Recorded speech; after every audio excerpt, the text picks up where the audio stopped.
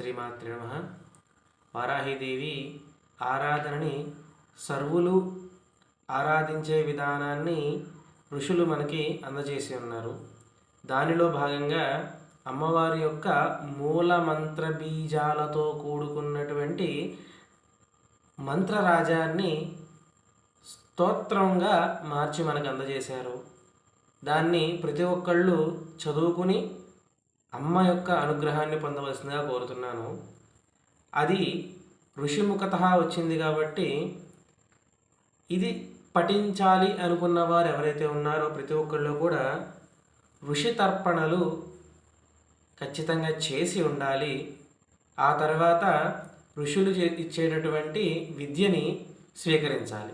తద్వారా అది స్వీకరించడానికి కావాల్సినటువంటి అర్హత దొరుకుతుంది.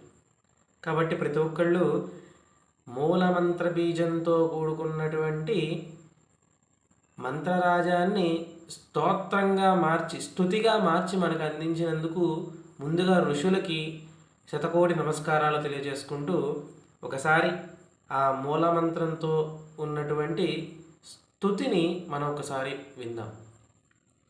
నమోస్తు దేవి వారాహి జయేకారస్వరూపిణీ జపీత్వాం భూమిరూపేణ నమోస్తు భగవతః ప్రియే జయక్రోడాస్తు వారాహి దేవీ త్వాంచ నమామ్యహం.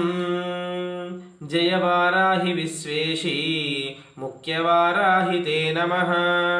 ముఖ్యవారాహి వందే త్వం అంధే అంధిని తే నమః.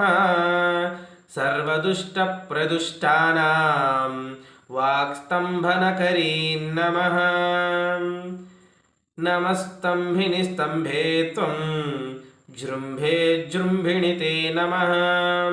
రుంధే రుంధిని వందే త్వం నమో దేవీ తు మోహినీ. సర్వ స్వభక్తానాం హి సర్వేషాం సర్వకామప్రదే నమః.